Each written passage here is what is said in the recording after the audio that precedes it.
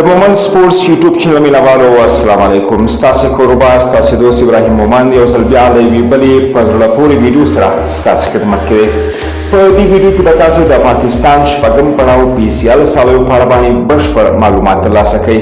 دغه سالی د یو اوږده ځنډ وروسته یو ځل بیا په عربي اماراتو کې پیلېږي. افغان لوبغاړي هم په دغه لیګ کې د لوبېدو لپاره عربي اماراتو ته رسېدلي او له خپلو لوبډلو سره یوځای شوي. په دې اړه تاسو ته بشپړ معلومات درکړو، خو که تر اوسه مو د مومن سپورټس یوټیوب چینل سبسکرایب کړی نه وي سبسکرایب یې کړئ او هم یې له نورو ملګرو سره شریک کړئ.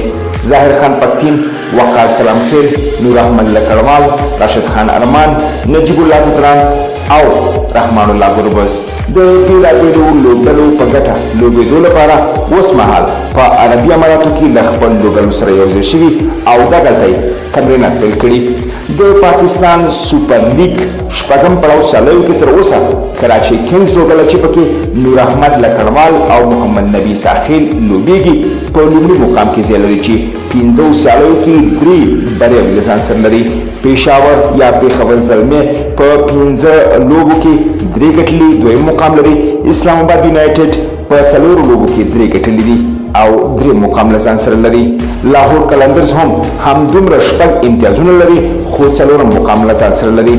ملتان سلطان چې ورسره رحمان الله ګربز یوځای شوی دی اوس مهال په 2 امتیازونو 5م، خو کوټه ګلیډیټرز لوبډله چې کپتانی سرفراز احمد په غاړه لري هغه اوس مهال یوازې په یوې بریا سره په 2 امتیازونو وروسته مقام له ځان سره لري.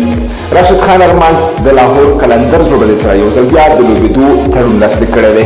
تمه وه چې راشد خان ارمان به د ویټالټي بلاس شل اوري سالیو لپاره انګلستان ته لاړ شي، خو نه PCL به لوبوي او د PCL لوبو وروسته به د ویټالټي بلاس سالیو لپاره انګلستان ته ورځي. دغه راز موجب زدران له پېښور زلمي لوبډلې ویستل شوی او ځای وقار سلام خیل ته ورکړل شوی دی.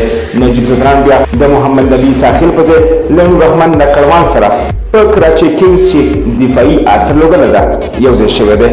د دې سالیو په لومړۍ لوبه کې به نن شپه د افغانستان په وخت د شپې 8:30 بجې ملتان سلطان لوبډله له کراچي کنگز لوبډلې سره سیالي وکړي. د ملتان سلطان لپاره رحمان الله ګربز او د کراچي کنگز لپاره بیا نور احمد لکړوال او نجیب الله زدران ولوبېږي. د دې سالیو په لومړۍ لوبه کې نن شپه لاهور قلندرز لوبډله له اسلام آباد یونایټډ لوبډلې سره سیالي کوي. اسلام آباد یونایټډ لوبډله چې د پاکستان سوپر لیګ لومړي 2 پړاوونو کې اتلولۍ ګټلې دي، خو د سبا ورځې په سالیو کې ملتان سلطان چې ورسره رحمان الله ګربز دی له کراچي کنگز لوبډلې سره چې دفاعي اتله ده او ورسره به نجیب الله زدران او نور احمد لکړوال سیالي وکړي. د سبا ورځې په 2 سیالیو کې به ملتان سلطان له کراچي کنگز او پېښور زلمي لوبډله له لاهور قلندر لوبډلې سره سیالي ترسره کړي.